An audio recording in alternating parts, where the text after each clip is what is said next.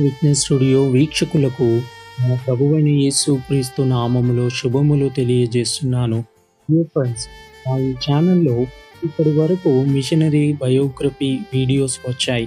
ఇక ముందు కూడా బయోగ్రఫీ వీడియోస్ వస్తుంటాయి. వాటితో పాటు దేవుని వాక్యాలు, క్రైస్ట్ మోటివేషనల్ వర్డ్స్ వీడియోస్ మీ ముందుకు వస్తున్నాయి.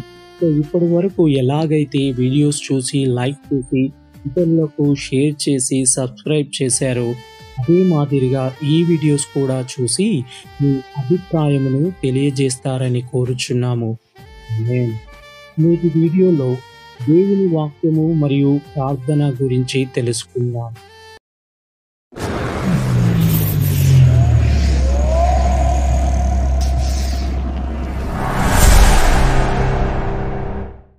దేవుని వాక్యము మరియు ప్రార్థన. డియర్ ఫ్రెండ్స్, కొత్తగా జన్మించిన శిశువుకు పుట్టుకతోనే 2 అవసరాలు ఉంటాయి. అది ఏమిటంటే ఆహారము మరియు గాలి. అలాగే ఆత్మీయ జన్మ పొందిన వారి విషయములో కూడా ఖచ్చితంగా అంతే. ఫ్రెండ్స్, కొత్తగా జన్మించిన దేవుని బిడ్డ కూడా తిని శ్వాస పీల్చుకోవాల్సిన అవసరం ఉంది. వీటిలో నూతన జన్మ అనుభవం పొందిన వారికి దేవుని వాక్యం ఆహారంగాను అయి ఉండాలి. సో ఫ్రెండ్స్, దేవుని వాక్యం అనే అంశానికి సంబంధించిన 2 విషయాలు తెలుసుకుందాం. మొదటిది దేవుని వాక్యం మన ఆత్మీయ ఆహారం. డియర్ ఫ్రెండ్స్, చిన్న బిడ్డకు ప్రారంభములో పాలు, ఆ తర్వాత పుష్టికరమైన బలమైన ఆహారము అవసరం ఉంటాయి. ఫ్రెండ్స్, బైబిల్ గ్రంథము పాలును మరియు బలమైన ఆహారమును కలిగి ఉన్నది. క్రీస్తును గురించిన మూలోపదేశములను పాలు అనియు హెబ్రీయుల పత్రిక 6:1 చెప్పుచున్నది. అలాగే నీతి వాక్య విషయములను పుష్టికరమైన ఆహారమనియు హెబ్రీయుల పత్రిక 5:13 చెప్పబడి ఉన్నది. మనం ఎంత త్వరగా దేవుడు కనపరిచే వెలుగుకు విధేయత చూపుతామో అంత త్వరగా పుష్టికరమైన ఆహారము తీసుకోవడానికి వెళ్ళగలుగుతాము. ఫ్రెండ్స్, మన ఆత్మీయ అభివృద్ధి విశ్వాసము మరియు విధేయతలపై ఆధారపడి ఉంటుంది. దేవుడు తన యందు మనము నమ్మకం ఉంచటానికి తన వాక్యములో ఎన్నో వాగ్దానములను ఇచ్చి ఉన్నాడు. అలాగే మనము పాటించటానికి ఆయన ఆజ్ఞలను కూడా ఇచ్చి ఉన్నాడు. మనము దేవుని వాక్యాన్ని క్రమంగా ధ్యానించి నమ్మి ఆయనకు లోబడినట్లయితే మనము దేవునిలో నిత్యము పచ్చగా ఉండి ఎన్నటికీ వాడిపోనట్టి చెట్టులా బాగా లోతుగా వేరుపారి స్థిరపడి ఉన్నట్లు కనుగొనగలము. అప్పుడు దేవుడు మనలను మనము చేయు ప్రతి పనిలో సఫలమగునట్లు ఆశీర్వదించగలడని కీర్తనలు 1:2-3 చెప్పుచున్నవి. మనము దేవుని వాక్యాన్ని మన మేధస్సుతో మాత్రమే పరిశీలిస్తే గ్రహించలేము. పరిశుద్ధాత్ముని ప్రత్యక్షత మనకు అవసరమై ఉన్నది. మత్తయి సువార్త 11:25 ఆత్మీయ సత్యాలు జ్ఞానులకును వివేకులకును మరుగుపరచి పసిబాలురకు బయలుపరచబడి ఉన్నాయని యేసు చెప్పి ఉన్నారు. ఫ్రెండ్స్, పసిబాలురకు ఉన్నది, జ్ఞానులకు వివేకులకు లేనిది ఏమిటి? అదే శుద్ధ హృదయం. దేవుడు మన హృదయాన్ని చూస్తాడే గాని మన తలను కాదు. ఎవరైతే దీన మనసు కలిగి దేవుని మాట విని వణుకుచుండునో అట్టి వారికి దేవుడు మర్మాలను బయలుపరుస్తాడు అని యెషయా గ్రంథము 66:2 చెప్పుచున్నది. అలాగే యోహాను సువార్త 7:17 గమనిస్తే ఎవరైతే దేవుని చిత్తమును చేయ నిర్ణయించుకున్నారో అట్టి వారు మాత్రమే దేవుని వాక్యమును అర్థం చేసుకోగలరు అని యేసు ప్రభువు వారు చెప్పారు. ఆమేన్. ఫ్రెండ్స్, ఇప్పటి వరకు మనము దేవుని వాక్యము అనగా మొదటగా మన ఆత్మీయ ఆహారము అని తెలుసుకున్నాము. ఇప్పుడు రెండవది దేవుని వాక్యము, ఆత్మ ఖడ్గము. ఆమేన్.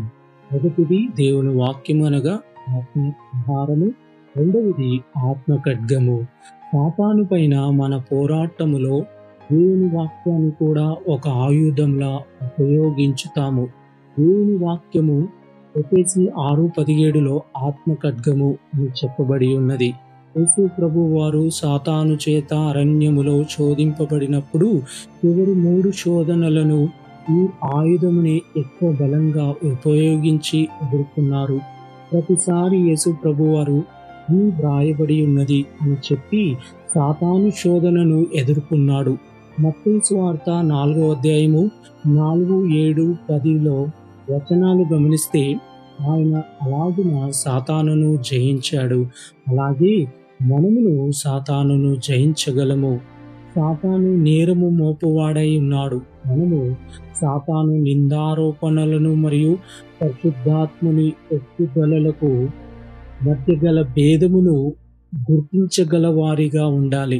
సాతాను మనల్ని ఎప్పుడు సాధించాలని చూస్తాడు మరియు తన నిందారోపణల చేత ఖండించబడినట్లు మనము భావించలాగున చేస్తాడు. కానీ పరిశుద్ధాత్ముని ఒప్పుదల ఎల్లప్పుడూ సాత్వికముగాను మరియు పూర్తి నిరీక్షణను ఇచ్చేదిగాను ఉంటుంది.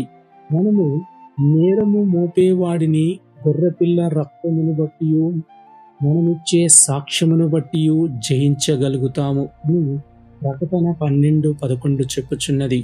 మన గత పాపముల నిమిత్తము క్రీస్తు మనలను తన రక్తము చేత పూర్తిగా కడిగి ఉన్నారనియు మనలను నీతిమంతులుగా తీర్చారనియు మనము సాతానుకు సాక్ష్యం ఇచ్చినప్పుడు మాత్రమే వాని నిందారోపణలను మనము జయించగలము. ఫ్రెండ్స్, యేసు ప్రభువారు ఉపయోగించిన అని వ్రాయబడి ఉన్నది అనే ఆయుధమునే మనము కూడా ఉపయోగించాలి.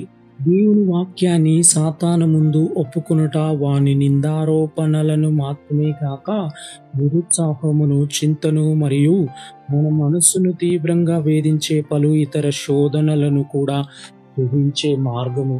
పరిశుద్ధాత్ముడు మన అవసరమును బట్టి సరైన వాక్యాన్ని మన జ్ఞాప్తికి తేగలుగునట్లు మనము దేవుని వాక్యమును బాగుగా తెలుసుకొని ఉండుట చాలా ముఖ్యమైన విషయం.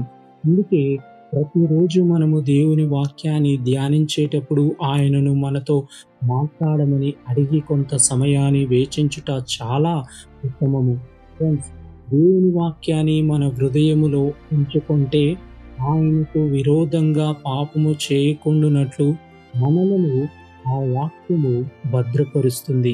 ఈ కీర్తనలు 119:11 తెలియజేయుచున్నది. మన జీవితాల పట్ల దేవుని ప్రణాళిక. దేవుడు మన పట్ల సంపూర్ణమైన ప్రణాళిక కలిగి ఉన్నారు. అది మనలో నెరవేరునట్లు దేవుడు మనల్ని నడిపించాలని కోరుకుంటున్నారు. దేవుని యొక్క ప్రణాళిక మనలో సంపూర్ణంగా నెరవేరనట్లు మనము జీవిస్తూ ఈ భూమి మీద దానికన్నా ధన్యకరమైన జీవితం మరొకటి లేదు. మన ఉద్యోగము లేక వివాహ విషయములో మనము తీసుకోవాల్సిన మార్గాన్ని దేవుడు ముందుగానే ఏర్పాటు చేసి ఉన్నాడని తెలుసుకోవడం ఎంత అద్భుతకరమైన విషయం. ఫ్రెండ్స్, మనము ఆయన మార్గాన్ని ఎన్నుకున్నట్లయితే సాతాను మనలను వంచుటకు వరుసగా త్రవ్వి కప్పియుంచిన గోతులలో పడకుండా తప్పించుకోగలము. ముఖ్యంగా దేవుడు మనలను తన వాక్యము ద్వారా ఆ ప్రణాళికలోనికి నడిపిస్తాడు. ఆమేన్. నిత్యము యేసుక్రీస్తు నామానికే మహిమ కలుగును గాక. God bless you all. Amen.